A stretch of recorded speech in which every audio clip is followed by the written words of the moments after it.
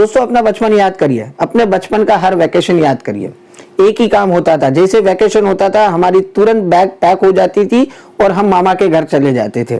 तो देखिए दोस्तों, आज एक बहुत ही अच्छी मोटिवेशनल स्टोरी बताऊंगा और उसमें से क्या सीखा वो भी मैं आपको बताऊंगा। देखिए, एक बच्चा था, हर साल की तरह जैसे हम नॉर्मल प्रैक्टिस की तरह कि बैग उठाई, वैकेशन हुआ, मामा के घर चले गए।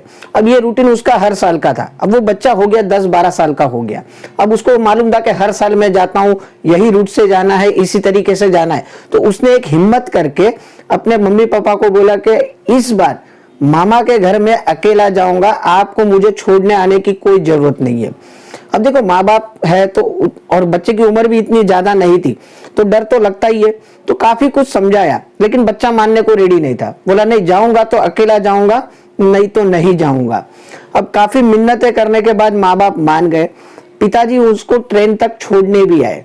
अब जैसे हर माँ बाप बोलते हैं, सारी कुछ इंस्ट्रक्शन देना स्टार्ट हो गया पिताजी का कि बेटा रास्ते में किसी अनजान आदमी से बात नहीं करनी है, किसी से खाना नहीं लेना है, तेरा टिफिन पैक करके दे दिया है, उतरने के बाद तुरंत मामा को कांटेक्ट कर लेना, मामा आपको स्टेशन पे लेने आ जाएंगे। सब कुछ उसको इंस्ट्रक्शन दे दिया। बच्चा चिड़चिड़ा हो रहा था कि आप मुझे मत सिखाइए, अब मैं बड़ा हो गया हूं, मैं आसानी से पहुंच जाऊंगा। ठीक है, पिताजी बोले इट्स ओके। और लेकिन जाते जाते जब ट्रेन उसकी स्टार्ट होने वाली थी तो उसके हाथ में एक चिट्ठी रख दी। मतलब बेटा ये चिट्ठी आप रखो, फिर भी आपके पास रास्ते में फिर भी कोई मुसीबत लगे आपको या डर लगे, तब ये चिट्ठी आप ओपन कर लेना, तो आपको डर नहीं लगेगा, नहीं तो आप पहुंच जाओ मामा के घर पे। बेटा बोला ठीक है, आप चिंता मत करो, ये चिट्ठी खोलने की मुझे जरूरत ही नहीं पड़ेगी। ठीक है। अब देखो ट्रेन स्टार्ट हो गई, नए नए नजारे आने स्टार्ट हो गए, नदी दिखने लगी, पहाड़ दिखने लगे, झाड़ दिखने लगे, बच्चे को मजा आने लग गया। लेकिन दोस्तों जैसे जैसे ट्रेन आगे बढ़ते गई, अब धीरे धीरे पैसेंजर भी आने लग गए, काफी सारे अनजान चेहरे उसको दिखने लग गए, और कोई चेहरे तो उसे ऐसे लग रहे थे कि वो उसे ही घूर रहे। अब बच्चे को डर लगना स्टार्ट हो गया। उसे लगा मैंने गलती कर दी अकेला आके, क्योंकि जो चेहरे वो देख रहा था उससे वो डर रहा था। अब अचानक से उसको बात ख्याल आ गई कि पिताजी ने मुझे एक चिट्ठी दी थी, तो चलिए वो चिट्ठी में देख लेता हूं कि चिट्ठी में क्या लिखा है पिताजी ने। जब बच्चे ने वो चिट्ठी ओपन की तो उसमें सिर्फ 2 ही लाइन लिखी थी दोस्तों। क्या लिखी थी?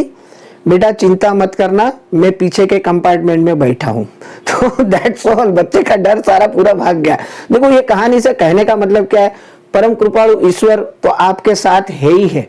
आप हिम्मत तो करिए कुछ काम करने की। देखो बच्चे ने हिम्मत की, अकेले जाने की हिम्मत की, उसके सपोर्ट में थे उसके पिताजी। और अगर आप नेटवर्क मार्केटिंग इंडस्ट्री से जुड़े हो तो ठीक वही काम आपकी अपलाइन भी आपके लिए करती है कि आप कुछ करने की कोशिश तो करिए, उनसे जो सीखा है वो इंप्लीमेंट करने की कोशिश करिए। बाकी तो आपको संभालने के लिए आपकी अपलाइन तो है ही है।